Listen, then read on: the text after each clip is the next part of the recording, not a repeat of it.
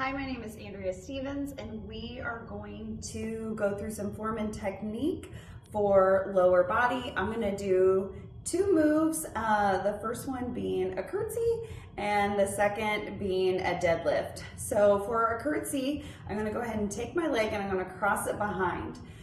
When you are setting your participants up, make sure that they keep their hips squared to the front of the room. Often as we get tired, we want to turn and kind of open up that hip, and you're going to lose that engagement of your rear leg and your front quad. So we want to cross it behind, and then I like to tell people to drop their knee down close to that front ankle. And you'll know you're right in a line when that back knee is coming close to that ankle. Not completely crossing behind, but really dropping down in it, and all of that weight going into your front heel and then up. And then if you want, you could come up and do a tendu, do a tap and down.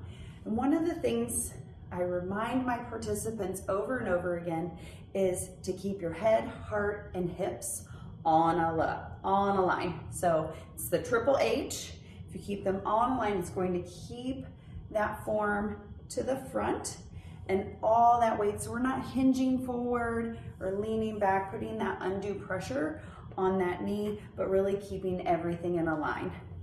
The next thing that we're gonna do is a deadlift. So for your deadlift, make sure to keep your knees soft. Often we'll wanna lock those out and then lift up, but really keep those knees soft. And I think about hinging from my hips, shooting my glutes to the back of the room, and then lifting up. So it engages everything in that hamstring, all that posterior chain, keeping that spine in a line, keeping that neutral spine, so slightly bringing that pelvis up. So we don't wanna overarch in that spine, nice long spine. Another thing I like to tell people is to keep your gaze about 2 feet in front of you on the floor.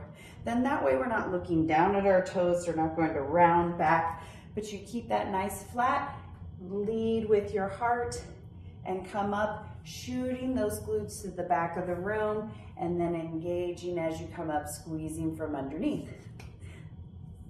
Those are my 2 moves.